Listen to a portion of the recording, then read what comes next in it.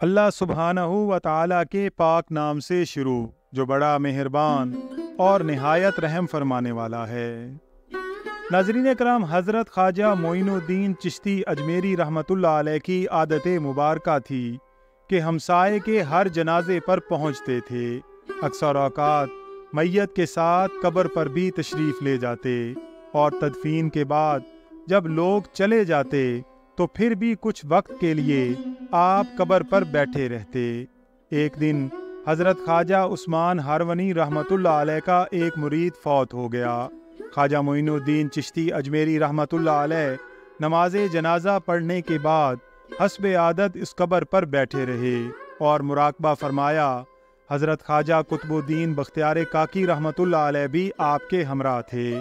اچانک حضرت خواجہ غریب نواز دہشت کے عالم میں اپنی جگہ سے گھبرا کر اٹھے اور آپ کے چہرہ مبارک کا رنگ متغیر تھا۔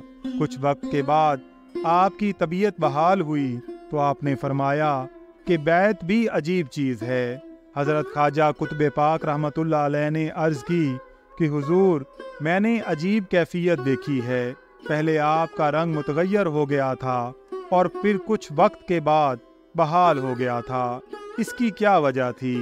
فرمایا کہ جب لوگ اس میت کو دفن کر کے چلے گئے تو اسے عذاب دینے کے لیے دو فرشتے آئے۔ وہ اسے عذاب دینا چاہتے تھے کہ حضرت خواجہ عثمان ہارونی رحمۃ اللہ علیہ کی صورت مبارک سامنے آ گئی۔ آپ ہاتھ میں عصا لیے ہوئے تھے۔ آپ نے فرمایا کہ اے فرشتوں، ہمارے مریدوں میں سے ہے یہ، اسے عذاب نہ دو۔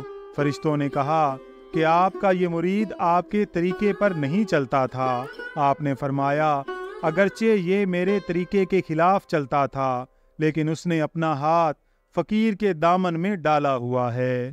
غیب سے حکم ہوا کہ اے فرشتوں، اسے چھوڑ دو، ہم نے اس کے پیر کے طفیل اس کے گناہ بخش دیے۔ طریقت کی بیعت ایسے کٹھن مراحل میں کام آتی ہے۔ ناظرین اکرام، اللہ تعالیٰ سے دعا ہے کہ ہمیں بھی اللہ تعالیٰ کسی مرشد کامل کے ہاتھ میں ہاتھ دے کر بیعت ہونے کا شرف عطا فرمائے۔ اللہ تعالیٰ سے دعا ہے کہ اللہ تعالیٰ ہم سب کا حامی و ناصر ہو۔ آمین یا رب العالمین۔